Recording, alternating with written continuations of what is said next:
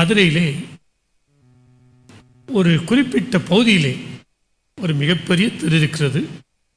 அந்த ஒரே தெருவிலே 7 திருச்சபைகள் இருக்கிறது. அந்த தெரு ஆரம்பிக்கும் போது தமிழ் சுவிசேஷ லுத்திரன் திருச்சபை இருக்கிறது. அதிலிருந்து 1 கிலோமீட்டர் தாண்டி போனே ரோமன் கத்தோலிக்க திருச்சபை இருக்கிறது. இன்னும் சற்று தள்ளி போனே 7ஆம் நாள் அட்வென்டிஸ்ட் திருச்சபை இருக்கிறது. இன்னும் சற்று தள்ளி போனே 2 பெந்தைக்கோஸ்தே திருச்சபை இருக்கிறது.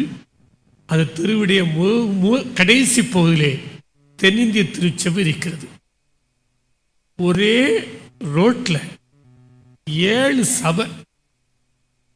இந்தியாவில் கிறிஸ்தவ எண்ணிக்கை 2.3%. இதற்கு 97% மக்கள் புறஜாதிகள் உள்ள இந்திய தேசத்திலே கிறிஸ்தவனுடைய ஒற்றுமை என்பது எவ்வளவு கேலிக்குறியாக இருக்கிறது என்பது தெரிகிறது. நமக்குள்ளே ஐக்கியம், ஒற்றுமை என்பது குறைந்து பிரிவினைகள் என்பது மிகுந்து காணப்படுகிறது. முதல் காரியம், ஐக்கியமாக வாழ வேண்டுமென்றால் தலைமைக்கு கட்டுப்பட வேண்டும், கீழ்ப்படிய வேண்டும். இப்பொழுது நான் ஒரு காரியத்தை சொல்றேன். நீங்கள் கீழ்ப்படியவில்லை என்றால் இந்த திருச்சபை ஒற்றுமையா இருக்காது. இன்றைக்கு நம்முடைய திருச்சபைகளில் காணப்படுற மிகப்பெரிய இழிவான நிலைமை என்றால் யாருக்கும் யாரும் கீழ்ப்படியக்கூடாது. உயர்ந்த நிலைமையில் இருக்கிறவர்கள் சொல்வதை கேட்கக்கூடாது. எங்களுக்கு எல்லாம் தெரியும், நீ சொல்லி என்ன கேட்கணும், நீங்க சொல்லி நாங்கள் கேட்க வேண்டிய அவசியம் இல்லை. இது இன்றைக்கு திருச்சபையில் காணப்படுற மிக இழிவான நிலைமை. ஆனால் எப்பொழுது ஐக்கியமானது வலுப்படுகிறதோ அப்பொழுதுதான் நம்முடைய வாழ்க்கையில கீழ்ப்படியும் போதுதான் ஐக்கியம் வலுப்படும். கீழ்ப்படியாமை விட்டுவிட்டால் ஐக்கியமானது பறந்து போய்விடும். ஆகவே திருச்சபையிலே நாமெல்லாம் ஐக்கியமாக வாழ வேண்டும், ஒழுங்காக நடந்து கொள்ள வேண்டும், ஒரு மனப்பாட்டோடு நடந்து கொள்ள வேண்டும், ஒருவருக்கு ஒரு இசைவாய் வாழ்ந்து கொள்ள வேண்டும், ஒருவருக்கு ஒரு தாழ்மையாக நடந்து கொள்ள வேண்டும், ஒருவருக்கு ஒரு கீழ்ப்படுதலாய் நடந்து கொள்ள வேண்டும்.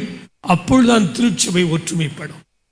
இதற்கு நிறைய திருச்சபைகள், தென்னிந்திய திருச்சபையில கல்யாணம் என்றால் ரோமன் கத்தோலிக்க திருச்சபையிலே வாசிக்க மாட்டார்கள். பெந்தைக்கோஸ்தே திருச்சபையிலே ஒரு பேண்ட்ஸ் வாசிக்க வேண்டுமானால் தென்னிந்திய திருச்சபையில் உள்ள பெண்ணுக்காக நாம் வாசிப்பதில்லை. ஏன்? திருச்சபைகளே இத்தனை திருச்சபைகள் இருந்தும் ஒரு திருச்சபையில் திருமணத்துக்காக அடுத்த திருச்சபையிலே வாசிக்க முடியவில்லை. காரணம், நமக்குள்ளே பிளவுகள். ஆம்ஸ்டாங் சொன்னதை நினைத்துக் கொள்ளுங்கள். நிலவிலிருந்து பூமியை பார்த்தீர்களா? பார்த்தேன்.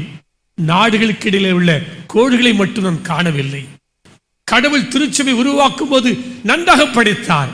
நாமெல்லாம், நான் தென்னிந்திய திருச்சபை, நீ ரோமன் கத்தோலிக்க திருச்சபை, நீ தமிழ் லுத்திரன் திருச்சபை, நீ ஆங்கிலிக்கன் திருச்சபை, நீ ஆர்காடு லுத்திரன் திருச்சபை, நீ பெந்தைக்கோஸ்தே திருச்சபை, நீ அசெம்பிளி ஆஃப் காட் திருச்சபை, நான் அந்த திருச்சபை என்று பிளந்து கொண்டு இருக்கிறோம்.